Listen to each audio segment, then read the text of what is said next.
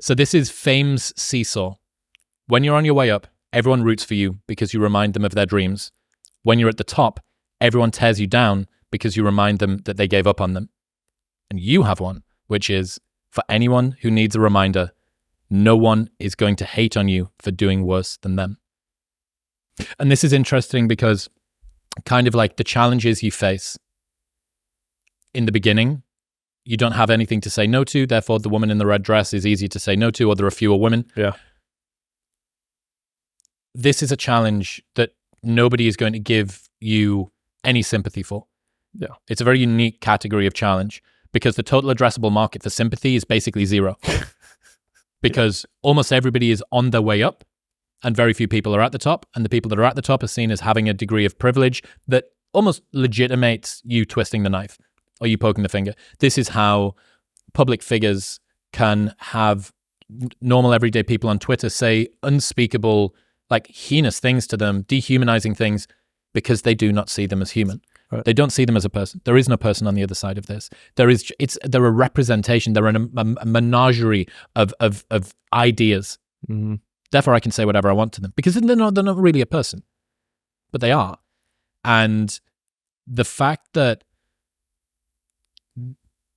before there is any status associated with tearing you down, no one is incentivized to tear you down. And you haven't changed. Fuck, dude. The Lewis Capaldi documentary, I've watched this twice now. No, Lewis Capaldi is the singer, Scottish singer, amazing dude. Really fascinating story. Suffering a lot with mental health. Makes this first album and billions of streams, world tour, phenomenal.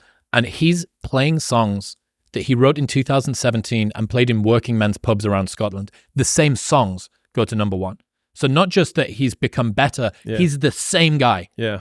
The same guy. And maybe his production's improved, maybe his recording quality's improved, he's got better mastering and his voice coaching's got a bit better, but he's largely the same person. He hasn't changed. And he has this quote halfway through and it really spoke to me, and he said, "Fame doesn't change you. It just changes everybody around you." Yeah. And that when you're on your way up, everyone roots for you because you remind them of their dreams. When you're at the top, everyone tears you down because you remind them that they gave up on them. That really, that spoke to me. I wrote an essay on this because I'm a psychopath. Yeah. Yep. When a was a gym owner. So a lot of people don't know this, but I got a writing scholarship in college. Like I was a vice president of the newspaper. I was editor of the creative writing magazine. So like I've been writing for a long time. I enjoy writing. And I wrote this essay. I said, I think the title of it was, "Everyone believes in the American dream until it comes true." And I remember because what had happened was everybody, when I was sleeping on the gym floor, right? Like, I was the underdog, and everyone, my clients were all like, "Oh, good for you. You're going after your dream." And they'd see my blanket and my pillow in the corner of the gym, and they knew I was sleeping there. And it was evident, I lived there. I didn't have a shower. I didn't have a shower to go to the YMCA to go shower. And that everybody was like pro me. And then people would come in, they sign up like, I'm gonna support you. Right. And then within 9 months, I had hired people and I had a manager, and I pulled up, and I remember I walked in the lobby, and all the same people were like, "Oh, boss man's here. Oh, you're not too good for us now." Right. And I remember being so jarred by the experience. And I was like, you guys rooted for me. And I was like, and now I did what you said you were rooting for me to do. And that was when I realized that people want you to do well, but not better than them. And I was like, I had gone from underdog to the man. And I was like, when does that happen? And the litmus test of when it happens is depends on who the person is. Because for the person who was working at my gym who, was a janitor or a cleaner, it happened really quick, right? For the people who were more successful, it took longer. And then, the only people at the end who would still root for me were the business owners who were doing way better than me, right? Who were still members of my gym. And so that was a really interesting experience that happened when I was 23. And that was the first time I went from underdog to the person that someone would want to attack. But I had a performance coach tell me this. He said, hatred isn't something you avoid. He said, it is a requisite for success. He said, if you get no hate, you are not successful. And for some reason, that just like really stuck with me, because then it just like, rather than it being this thing that I was trying to avoid, it actually became a leading indicator, or an indicator that I was on the right path in achieving things. And so I think that's why, I mean, I don't want to toot horns or anything. But in terms of like my ability to deal with the naysayers and things like that, I feel like I'm pretty good at it. Like, it doesn't really bug me very much. And I think in large part, it was because of how it's framed, at least how, in this discussion, how it was framed for me early on, which is that no one hates you from above. And even when I think back about like the bullies and whatnot that you had earlier, like even in middle school, like there were things that I had that were going for me that I couldn't recognize, because of course everything that comes easy to you are things that they're easy to you. So you don't think that they're, new or interesting or cool. But like at the same time, I was like, I'd advanced a grade in multiple subjects. I had, straight A's. I worked really hard. I was in shape, right? But I had these people who would hate. But I you internalize it. But like now I can look back and be like, it's kind of like the parents who are like, it's because she's into you, right?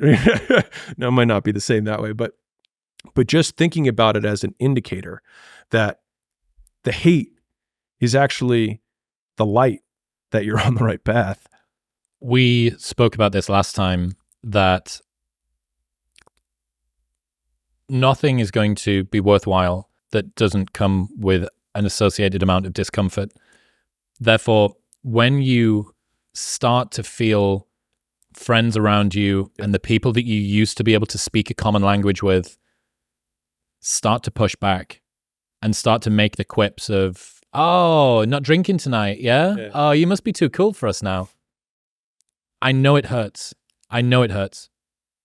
That is the lead indicator, not even the lagging indicator. Yeah. That is the lead indicator that you are doing the right thing.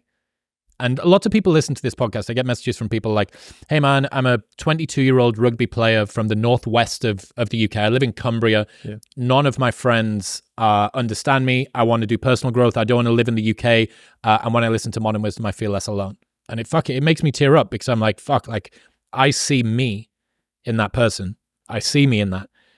And it's so hard to reframe it. The pushback you are getting is the indicator that you are doing the right thing. It is. And if you can reframe the distaste that you get from other people as the same as that. Because they're projecting the things that they know they should be doing that you are doing that they're not doing. And you remind them of that. And so even though the mountain that you're climbing is actually a smaller one than the one that you ultimately want to climb, you're actually at the top of their mountain.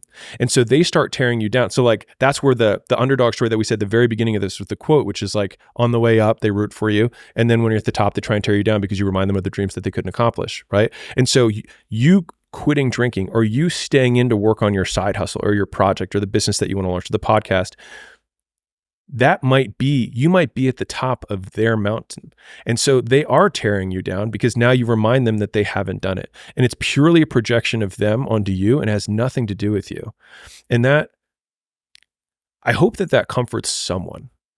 Because what you said, I think, is like, if you're going through that right now, and I promise you, every single person who wants to do something with their life and has done something with their life has gone through the exact chapter that you're going through. And it's the lonely chapter. It's the chapter where you don't fit in with your own friends, but you don't have the outcomes yet to fit into a new group of friends. And you're doing this thing, you're consuming content on the internet, you're doing these free tutorials online to try and figure out how to set up a podcast and where do I host this thing? And then you're going through this and you're like, is this even worth it? Because you have no signs of success, right? But if there's anything that you can take away from what we're saying right now, is that the sign of success is the hate that you get along the way. And what you can't do is bend the knee to their hate and fit back into the conformity because it's comfortable and it's warm. Because like in the Matrix, when Trinity opens the door, when Neo's about to go take the red pill and he wants to get out of the car, she says, Neo, you've been down that road and you know exactly where it leads. And I know that's not where you want to be. And then he closes the door. Like right now, this moment that you're going through is Trinity opening the door and being like, you could go back, But then you'd have to remember exactly what the reason was that you decided not to go out to begin with, just because you listen to this podcast and you consume this content, and you're like, I can fucking do more than this. Like, because you are starting to live in some of that, how where you look in the mirror and you're like, I can do more. And you start to see the person that you could be. And you're like, this does start to feel like hell. The reason that it's uncomfortable, and the reason that I do have sympathy for the people that see this, is ignorance in some regards is bliss. As soon as you begin to posit an ideal, you then begin to compare yourself to that ideal. Yeah. And the gap in potential between you and the person that you could have been begins to get more stark. And even the slightest glimmer of, wow, I can read a book or follow a course or listen to a podcast and then work really, really hard on one thing and change the thermodynamics of my mind, change the texture of my own existence day to day, because I worked at a thing. And now I understand nutrition. You know, I know Kung Fu. Yeah. Like I understand nutrition, or I understand how to sleep well. Okay, as soon as you know that sleep is important and what you need to do it, every single night of bad sleep that you have is on you. Yeah.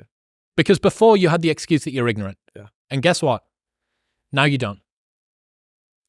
Every worthwhile goal is worthwhile because it has a cost associated with it. And so the cost that you're going through is what makes the goal worthwhile to begin with. Because if what we're setting out to do were immediately available to you, then it would mean it would be immediately available to everyone, which means it wouldn't be worthwhile. So the very fact that it's difficult is why it is worth doing. And so like, we can't resent the price tag of the shoes that we want to buy. We just have to make the decision of whether or not we want to pay it. We'll get back to talking to Alex in 1 minute, but first I need to tell you about Surfshark VPN. If you're browsing the internet without a VPN, it's like dancing in a muddy field without any shoes on. You can do it, but it's not good for you. If you're using a public Wi-Fi network, the internet admin can see all of the data going back and forth between yourself and the internet. All of this is protected with Surfshark VPN.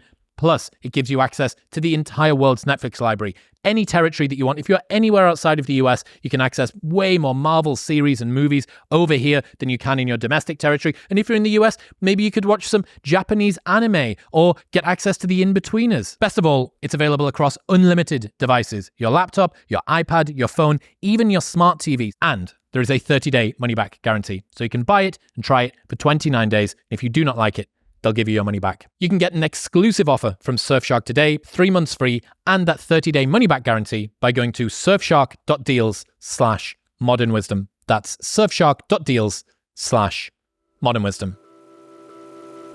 Oh, hey, thanks for tuning in. If you enjoyed that clip, then press here for the full 3-hour podcast with Alex. Go on, press it.